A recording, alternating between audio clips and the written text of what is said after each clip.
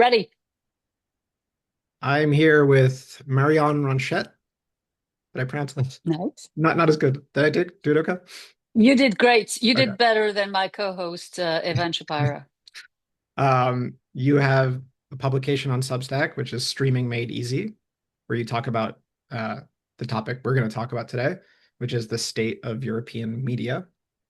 And you're also the co-host of Media Odyssey podcast with Evan. Yes, Um, exactly.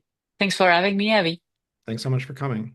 I warned you, and I'll warn anyone who's watching this. This is not a topic I know much about, but I will do my best to keep the conversation. So start the timer. So why did you choose the topic of the state of European media?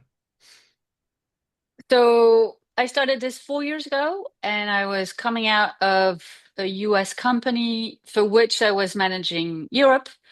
The company was very US centric, meaning that, whatever was happening in the US, they felt it was happening in Europe. And so I left and I was like, okay, wrong playbook. People need to better understand that region. And so I made it a business to help companies in the video streaming space.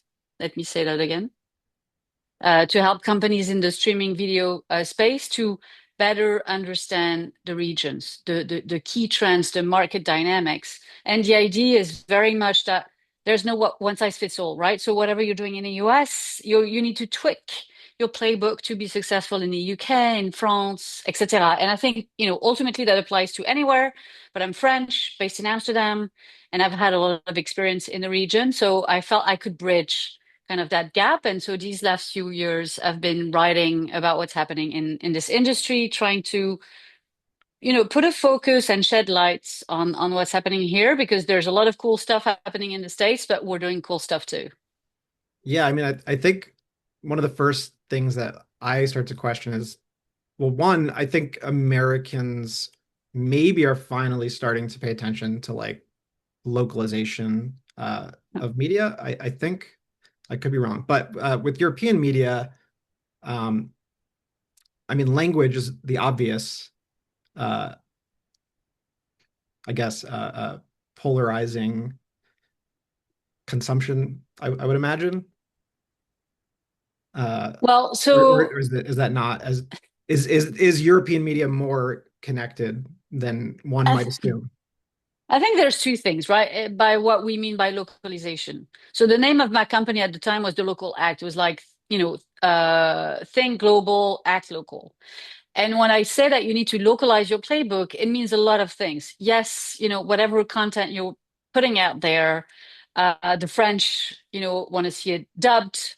We are getting better and, we can watch subtitle, but there's a bit of that. So there's that really language aspect. Then there's the cultural aspect, right? Meaning that not all topics, resonate the same way in, one market to the other, or even this region versus the States, right? For example, the relationship to money were, very discreet about that. So there's a lot of, subtleties, so to say. And then from a business perspective, from how those media companies are run in Europe, for example, you guys in the States, you are bleeding pay TV subscribers, right?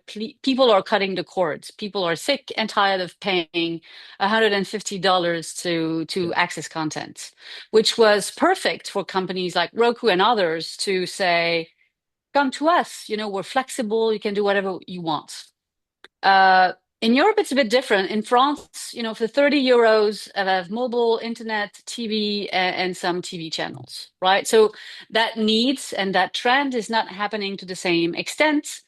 The same with linear. We have a lot of free linear content. And so, yes, there's a decrease, and younger audiences are kind of moving away from linear TV to go on demand, SVOD, social, etc. But again, not to the same pace as you. So my thing is very much to say whatever's happening in your country may not happening somewhere else. And so whatever you're trying to do in this business, you need to better understand what's happening locally to adapt. Yeah. And so I guess, well, I know you wrote about like France. with Amazon Prime and like that being a sort of like to me that doesn't like why would France have a relationship with Amazon Prime that another country would not? So Prime is it's a powerful force in Europe, just like it is in the States, right? So I think this opportunity to have for very little money, no fees to get stuff delivered, etc. That playbook works in Europe too. Mhm. And so these guys have been, growing, incredibly these last few years, and they're amongst the top three streaming platform in any of the European markets right now. Um, so the only thing I will say is that we have a lot of other opportunities besides Prime. So may that be free television, may that be a local streamer who's offering great content. May that be, again, I'm thinking, a pay TV company like a Sky or a Canal Plus. So it's just like we have similar habits to you, but I think the options, the opportunities are a bit different. We're dabbling with, I would say, more options than perhaps you have at a lower price point. Yeah, I mean, I Does think that make sense? yeah, I mean the one of the central issues right now with American media, American films, is like new voices are having a very difficult time emerging. Um, Mm, and there are a lot of streaming platforms that are like popping up now. You may probably are aware of them. Like there's Mubi, subscription yeah. based, and then there's a whole bunch of uh, like Kinema and Gather and all these ones that are like PVOD. And then you have Letterbox that just started releasing undistributed film. I mean, there's clearly something this is only the last few years where all this has happened. So there's clearly like people have realized there's a demand, but nothing's quite. It wasn't being met, is what you're saying. I There don't. was nowhere for that to thrive in the I don't know that States. it has yet, to be honest. Yeah. I don't know that any of these Mm. have fully succeeded yet. Um, but I feel like everybody knows that that's kind of an issue right now, and people are trying to solve it. Is that a big of an So, issue over there?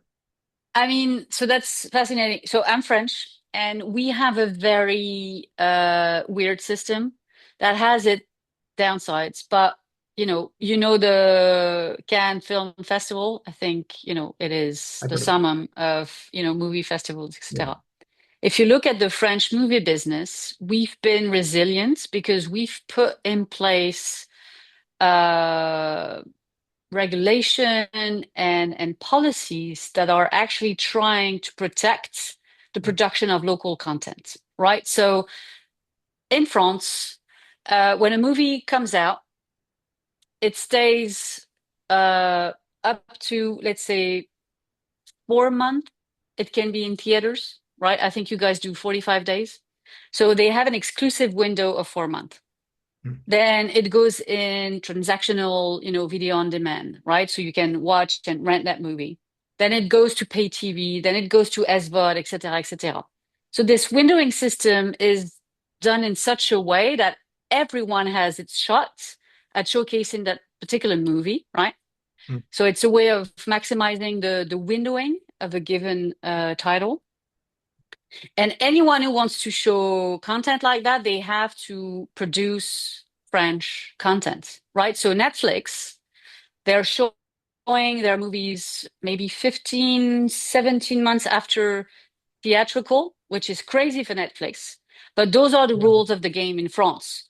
And they have to Yeah. invest a portion of the money they make in France towards French cinema, French television, etc., etc. And so all of those things, it's not the free market like it is in the US, but it has had the benefit of making sure that the French local creative community could still thrive, right? And so we've seen also a lot of the local version of Mubi on the French market as well. Those are financially supported by the French government to get going. They are also supported by the European Commission to get going, right? The idea being exactly to the point you were making, that level of diversity, having those stories being told on screen, etc. Unfortunately, not going to happen, if no one pays attention. So in Europe as a whole, we've put extra uh, caution to that. Yeah, I wish America would take note because we are certainly in a crisis right now. But I guess with that model, are you feeling the threat over there of like dwindling theater attendance? So the numbers this year weren't so good, but post-COVID, one of the markets who, bounced back the best was actually the French market. Hmm. And they've seen that it's not just, older generation. They could really claim that younger demos were back in cinemas, etc. I think what happened this year is much more the byproduct of, were there really good big movies? I think that's been kind of, I will say that the quality of what we've seen this past year does indicate that it's not going to be a great year for cinema in France and in other European countries. I think it's pretty much the same for you in the States. Yeah. But no, I don't think so. The way it's done right now is that everyone has its shots. Every window is a bit protected, so to say. And so, yeah, I mean, Is so far I feel it's a better model than just, corporate America. I mean I mean that just the fact that you have a way to protect, what Netflix is really doing to theaters, it's a very like obvious trying to change our culture away from it. And they can because there is no rules set for to force that. Yeah. They're It suing the French government, by the way, about this because really. they don't want this. Yeah, yeah. Ideally, Netflix would want to do, whatever they want, the way they do it, everywhere else. I think Netflix and Prime are going against the French government on that. They want to be able to release, movies whenever they want. But the thing is, to be successful in the market in Europe, to go back to the localization, Yeah. you need to have the best of global and local. And if you want to have local content, you kind of have to play by the local rules, right? Right. Yeah. Yeah. I'm wondering what the basis of their uh of Netflix, like how would they argue against the government's policies?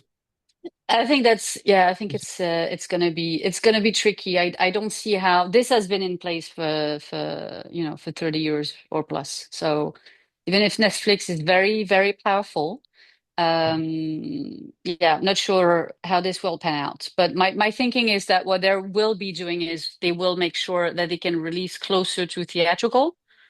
But this protective window, we're going to keep that. I don't see that disappearing anytime soon. I think it's been our lifeline, at least in France. Yeah, I imagine then like streaming for you is a very different concept than it probably is for Americans. Although I think people like the ones I mentioned earlier are trying to resurrect the reputation. But Yeah, it can be a dirty word for independent filmmakers at least, because streaming has really like killed a lot of smaller films. Um, yeah, so absolutely. you don't like, is that tension there at all in Europe? Yes, of course. I mean, well, it's interesting as so. For example, the Netflix Warner Bros. Yes. Mess. I call it a mess. Huh? It Yeah. was a deal last Friday, and now it's a mess. Um, the biggest concern that I have about this deal is, and like you, I'm sure it's the impact on, theatrical releases, right? Um, on the French market, uh, that temptation of, doing everything straight to streaming, etc. It's there. Disney has done it here and there, etc. But at the same time, everyone can see, right, that those movies do need to have that life at the start. Even the filmmakers want that, right? So I'm very pro windowing. everyone should get its shot. This thing that, the entirety of the experience that we can have with a movie is on a couch. I don't like that. We spoke about that. I was at a concert last week and I spent 150 euros plus travel plus hotel for a 2 hour show. And that's what music has for itself, right? Is that despite the fact that it's the artists are struggling, that the revenues from digital are, going down, there's been a growth, right, on live. It's, I think, for a lot of musicians, this is now where the money is. For filmmakers, if it's not in cinemas, where is it? What can we do to keep still that space? I don't know. I don't know. Yeah. I mean, I actually, when we originally connected, I'd reached out to you about talking about the live experience. Um, you froze for me. Are you still there? Uh, Unfortunately, I don't hear you if you're talking. Hmm. All right. We froze, unfortunately, but the timer is paused and we're back. Still 4.5 minutes. That Um, happens, it you happens. know. Well, We're human. and across oceans. Uh, Yes, exactly. And it's Friday. Um, we were talking about, the live component, the, experience component. Don't you think this is something that we're missing? Like, what can we do? So that's me asking you a question this time, but, what can we do to, bring people back to theater, allow them to see, you said you're working on a movie. I mean, that's amazing, and you have a story to tell, and you should get that opportunity, right? I think there's more opportunity than ever, but at the same time, I think that in the mix of all of this, theater need to think about what's gonna happen next. I have yeah. concerns, right? I mean, I think in like we don't have those safeguards of like a theatrical release. So I mean, the threat is very real. Yeah. And you had posted something about like films needing that live experience. And I think when we started talking, I suggested that that could be the topic because it is something I've thought about a lot. I've written about like how I think micro cinema distribution is probably the future in America because people aren't going to theaters, but they will go to a coffee shop or a bar. So if we can at least get a crowd together. I think it might look something like that here. Oh, I love that. Yeah. Like But I pop-ups. exactly. Yeah. Yeah. Yeah. I I'd go there. I would do that. So I have a movie going, membership, right? I'm paying 22 euros a month and I can go see as many movies in theaters here in the Netherlands as I want. And I make a point of doing that, but I would use that or pay on top for, a special screening somewhere where I can meet a community of, fellow movie lovers, etc. So I agree with you. The only thing is, it's going to be very individual in the approach, right? The whole thing about theatrical is that it is a circuit, it's a network. yeah. You put it somewhere, and of course, people are working to make it, as widely distributed as possible. But I guess perhaps this is the future of Filmstack, right? So both of us were on Substack. We're part of the film and TV category. You're part of the NonDē movement, the Yep. Filmstack movement. Perhaps that's what's coming next for you guys. I see you're doing meetups, Yeah. I mean, I maybe that's screenings. something I've been pushing for. We'll see. Do you know about Movie Pass? I don't want to derail this, Yes, but no, you're actually, talking but about this the. this failed. This I failed, know, but no, that's what I was going miserably. to say. The irony of that unlimited passes, we actually had that, uh, Yeah. and it failed, which meant that people were actually going to too many movies, which is just very funny to think about in hindsight because now nobody will go. Was it, possible to go anywhere in any type of theater, I don't any remember. I don't know circuit, the. any network? No, I don't believe so. I don't know exactly, but I know that it was just very, very undercharged. Yeah, or I under. mean, this one you would love. It's called Cineville. It is for independent movies that are part of the European Union. It's a network. You know, those are places you would love to go in any of those cinemas. Actually, two of my favorite ones are managed by Dutch students in Amsterdam. So those are super cool, cozy places. The experience, you know, not the comfiest seats you can find or the best popcorn, but you feel part of the film community. So Is that I think it's a streaming? model that works. Is that So considered streaming? no, no, no. This is really, you know, it's a pass, and just like Movie Pass, I can go, I can buy as many tickets as I want. I'll be honest with you, I don't have enough time to, you know, overload on that pass. So I think they're making money on me, so to say, but I'm happy because behind I know that I'm supporting, you know, my local theaters. So That is our 20 minutes. But what I want to ask quickly is this sort of like micro cinema distribution. yeah. Would you consider like that a form of like, Oh, some sort of branch of streaming? sorry about that. Well, no, that would, to me, that would be, you know, theatrical, but just, you know, special screening. That would be a screening.